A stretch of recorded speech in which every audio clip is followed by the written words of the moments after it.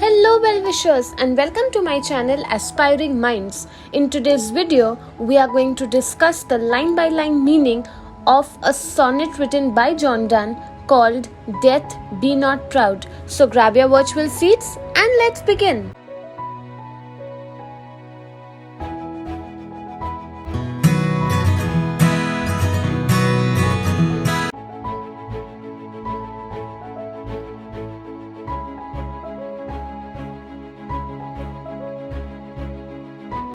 John Donne, as an English poet, is significantly known for his contributions to the metaphysical poetry. He is one of the most influential poets who belong to the early 17th century. His works often explore complex themes and ideas related to love, religion, and human experience.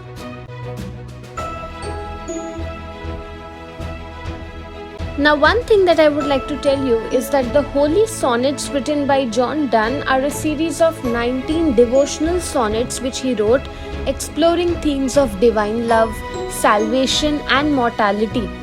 Death Be Not Proud is one of these 19 sonnets, expressing Donne's resistance, his rejection, defiance in the face of death, and his belief in the victory of eternal life. Here is the entire sonnet for you at a glance, and now let's begin decoding the meaning of the sonnet. From the very beginning, we see Donne directly addresses death as if it is a person and advising death not to be proud or arrogant, though some have called thee mighty and dreadful, for thou art so. So the poet is challenging the common idea, the common perception, the common notion of death, saying that yes, some people consider death to be fearful, to be powerful, but yet it is not always the mightiest force that exists. And then in line 3 he says, for those whom thou thinkest thou dost overthrow, die not poor death, nor yet canst thou kill me. So Donne suggests over here that sometimes people mistake, or even death mistakes, to believe that it has the power to overthrow or to conquer individuals' lives. But in reality, the poet boldly declares that death cannot truly cause his death, emphasizing the idea that even though a person may die on a physical level, the soul is eternal and it is beyond the reach of death.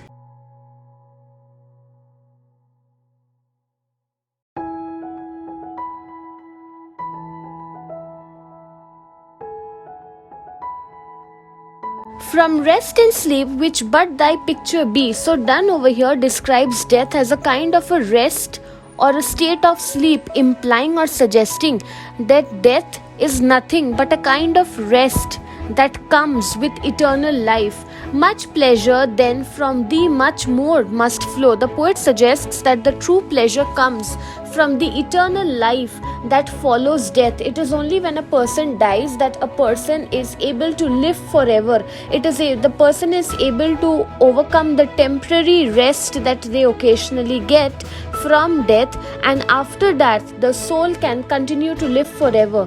And soonest our best men with thee do go, rest of their bones and souls delivery. That is, Donne notes that even the best and the noblest individuals are eventually going to die. So death is described as a kind of rest which is given to the physical body, and therefore it releases the soul to go into the eternal life to live forever. Next he says, thou art slave. Slave means a servant to fate, chance, kings and desperate men. So the poet personifies death, portraying it as a kind of a servant to fate. Fate means chance or luck. Powerful rulers and desperate individuals, and dost with poison, war and sickness dwell. That is, death is associated with various causes. What could be the possible causes by which people die? It could include poison, war or sickness. And poppy or charms can make us sleep as well. So the poet over here compares the sleep inducing effects of death to those which are induced by things like opium or charms. He's saying that death is not the only thing that can bring a person peaceful sleep. There are other things also that exist, like the poppy or the charms, that can bring sleep. So it is not just death who has the unique ability to bring sleep. And better than thy stroke, why swellest thou then? So Donne questions that why is death swelling up? Why is it boasting when other means like opium or charms also have the capacity to induce sleep effectively? In the final two lines, he says, one short sleep past, we wake eternally. That is, the poet asserts that death is actually a very brief span of time. It is a short sleep. And ultimately, what does it lead to? It leads to the awakening or waking up to an eternal life, and death shall be no more. Death, thou shalt die. So there is a kind of a paradox which is there at the end, saying that ultimately there is life which wins over death. In the eternal perspective, it is death which is defeated, emphasizing the poet's Christian belief about life after death. So if there is possibility of an eternal life after death, that the soul does not die but it continues to live forever, so death as an entity should not be proud of itself, because it's only for a very brief span of time that it comes and affects a person in his or her life. Let us quickly discuss the major themes of the poem. Now, Puri serves as a symbolic backdrop which represents how there is existence of spirituality and cultural richness on one hand, and the reality of life, creating many layers to the poem. Now, added to this, we have the theme of faith and despair, because we see there is coexistence of faith and despair, depicting individuals who are seeking peace and guidance on a spiritual level on one hand, and on the other hand there are people who are still struggling to fulfill the basic necessities of their life. Next, it talks about mortality and transience. The poem delves into the theme of mortality using the powerful imagery of decay, death and funeral pyres. Next, it also talks about socio-economic disparity, divide or difference, because we see how surrounded by the great temple at Puri are the poverty-stricken individuals who are trying to find a place in society by just trying to eat something to have their basic necessities sorted out. And lastly, we see how the poem talks about personal and collective suffering. That is, it gives descriptions of individuals who are facing hardships, and it is also showing a collective suffering. How we see that the poem mentions there are crouched faces without names. So the poem explores both on a personal level and on a collective level, that each human being is suffering, whether it is on a spiritual level, physical level, whatever it is. But the basic necessity is to have accommodation for humanity, to have a sensitivity for human beings. Now see, what are the major themes of the poem? The poem incorporates the character of the crow, who symbolizes both creation and destruction at the same time, right? Now, in the background to this, we have the first thing, that is excessive pride and defeat.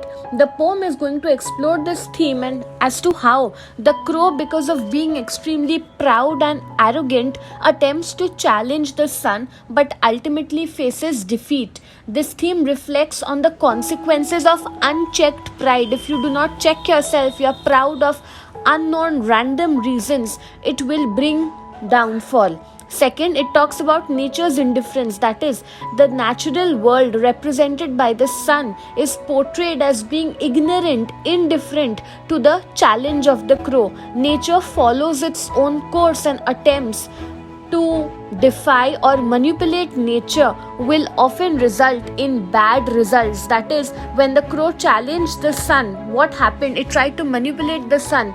The crow could not win. Ultimately, nature was victorious.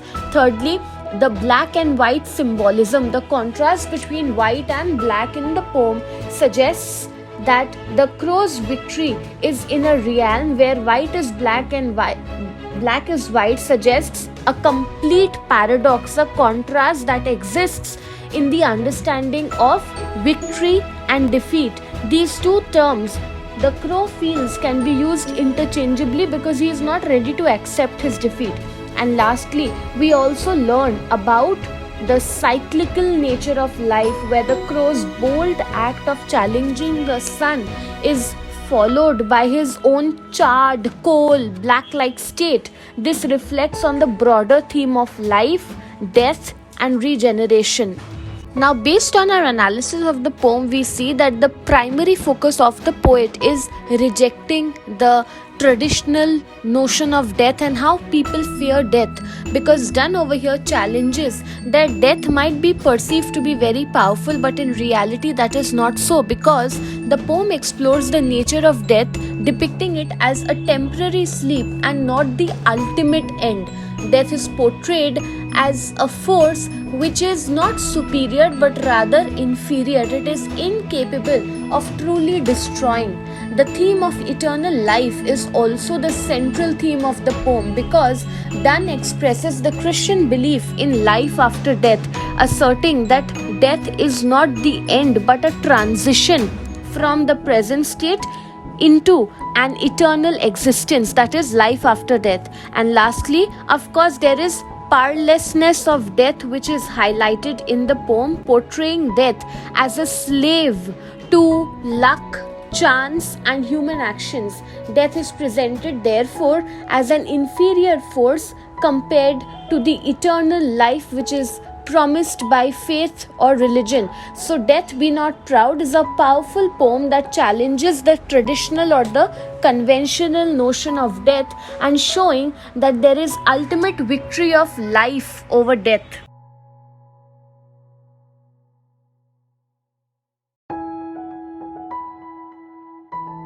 So that's it from this video. I hope you liked it. Do hit the like button, subscribe to my channel for more such future updates.